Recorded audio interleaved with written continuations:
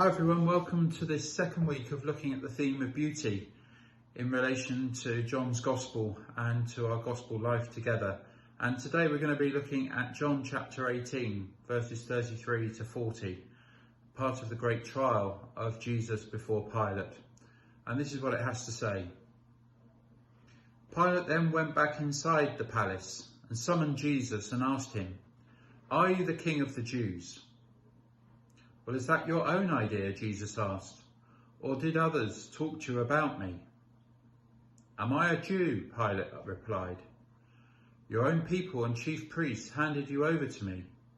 What is it that you have done?" Jesus said to him, "My kingdom is not of this world. If it were, my servants would fight to prevent my arrest by the Jewish leaders. But now my kingdom is from another place." "Well, you are a king then," said Pilate. Jesus answered, "You say that I am a king. In fact, the reason I was born and came into the world is to testify to the truth. Everyone on the side of truth listens to me." "What is truth?" retorted Pilate. And with this he went out again to the Jews gathered there and said, "I find no basis for a charge against him. But it is your custom for me to release for you a prisoner at this time of Passover. Do you want me to release Jesus or Barabbas?" Well, they shouted back, "No, not him. Release Barabbas. Release Barabbas." And they kept on shouting. So there's a lot going on in this passage one way or another, and you could fill a whole afternoon talking about it. We need to do a little bit of theology, but also understanding a deeper wisdom as we look at this passage and understand then its beauty. Pilate operates on the basis of power. That's what he's interested in. And when he thinks and hears that this person before him might be a king, he thinks in worldly and earthly terms. Think of many of the powerful leaders around the world today.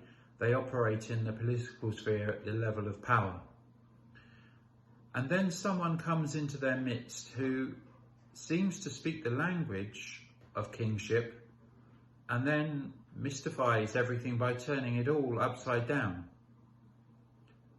Jesus is not just the king of Israel, he's actually the king of the world, but a world of which we dream, a world of love, of kindness, a world of compassion and gentleness, a world of forgiveness.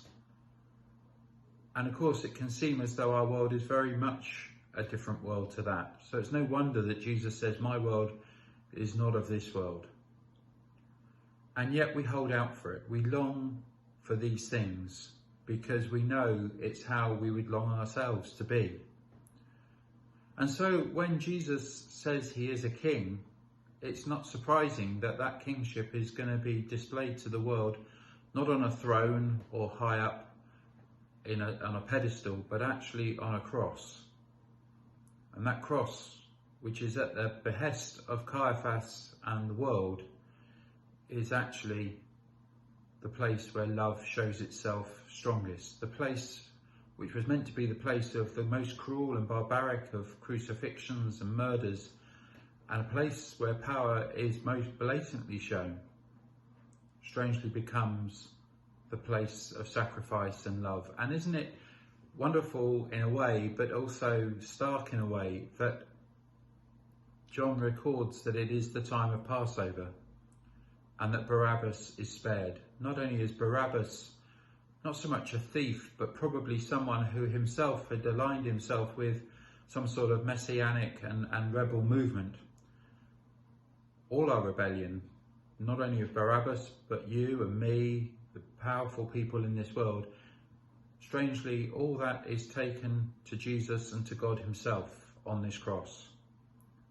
Pilate, representing the most powerful of empires that had been known up to this point, is not himself the judge.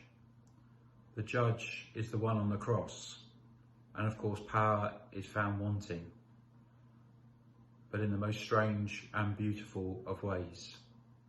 I don't know about you, but sometimes we can get quite despondent about all the different difficult situations of our world, all the powerful things that go on both nationally, internationally, but also locally and in our own families and in our own hearts.